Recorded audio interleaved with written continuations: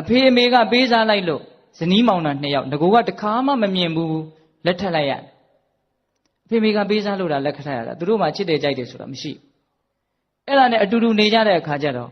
ဒကာကြီးကဒကာကဒကမကိုတိတ်ပြီးတော့သဘောမကျအဲ့ဒါဒီအမျိုးသမီးလေးကသူကဒီယောက်ျားကို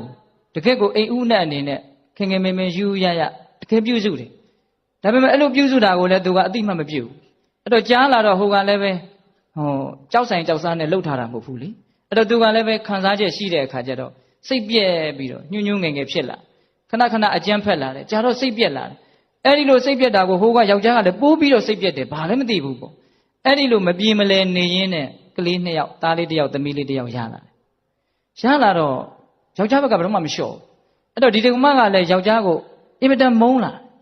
အဲ့တော့ဘာဖြစ်တုံးဆိုတော့သူတို့ရဲ့အိမ်တော်ရေးကအမုန်းတရားတွေအမြဲတမ်းပွားနေတယ်အိမ်တော်ရေးဖြစ်နေတယ်အဲ့ဒါမေးဖေးကိုလည်းမပြောရဘူးအိမ်တော်ကြီးပျက်စီးသွားမှာကိုလည်းသိကြောက်တယ်အဲ့ဒီလိုနဲ့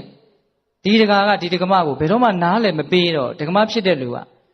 စိတ်ပြက်ရင်စိတ်ပြက်နဲ့နောက်တော့ဘာဖြစ်လာတုံးဆိုတော့တကာကအဝေးမှာခရီးသွားနေတော့ဟိုကြီးနှန်းနဲ့စာတစ်စောင်ရောက်လာတယ်အဲ့ဒီစာကိုဖတ်ကြည့်လိုက်တော့သူမိမကရေးပေးလိုက်တဲ့စာဖြစ်နေအဲ့ဒါနဲ့အမေငါမိမထူးဆန်းဆန်းငါ့ကိုဘာတွေရေးပေးလဲမသိဘူးဆိုဖတ်ကြည့်တော့အရှင်အိမ်အောင်ကြတဲ့ကစပြီးတော့ကျမဘက်ကမရဝတ္တရားနဲ့ညီအောင်ပေါင်းသင်းဆက်ဆံခဲ့တယ်ဒါပေမဲ့အရှင်ရဲ့မေတ္တာကိုတခါမှမရခဲ့ဘူးနေတိုင်းစိတ်ဆင်းရဲနေရတယ်အဲ့ဒီနေတိုင်းစိတ်ဆင်းရဲနေရတဲ့တော့ဒီစိတ်ဆင်းရဲမှုဒေါသကို तू မမျိုးသိမ့်နိုင်တော့ဘူးဒါကြောင့်ကလေး2 ယောက်စားမဲ့အစာတဲကိုအစိတ်ခတ်ပြီးတော့ကြွေးပြီးတော့သူ့ကိုယ်သူအဆုံးစီရင်လိုက်ပြီလို့စာရေးလိုက်တာအဲ့ဒီတော့မှဒီလူကမျက်ပြူးဆံပြားနဲ့အတင်းတန့်ပြေးတာအိမ်ကိုအိမ်လဲရောက်ရောကလေးလေး2 ယောက်ရောဒကမရောအိယာပေါ်မှာအကုန်လုံးပြင်ဆင်ပြီးသားဖြစ်တယ်အဲ့ဒီမှာသူကဒစိမ့်စိမ့်တွေးတယ်ကြည်စမ်းဟုတ်တယ်ဒီမိမငါ့ဘောတကယ်ကောင်းတယ်သူ့စိတ်ထဲမှာဆုံးနေတဲ့ဒေါသဖြစ်တာနော်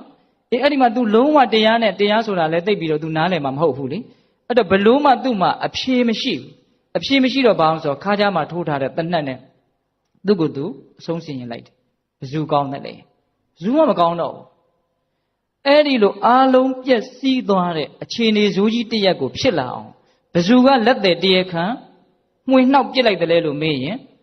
ဒေါသကမှွေနှောက်ပြစ်လိုက်တာအဲ့ဆိုတော့ကြီးကအဲ့ဒါလေးကိုရေးပြထားတယ်အဲ့ဒီဒေါသတွေဘာကြောင့်ဖြစ်တယ်လဲ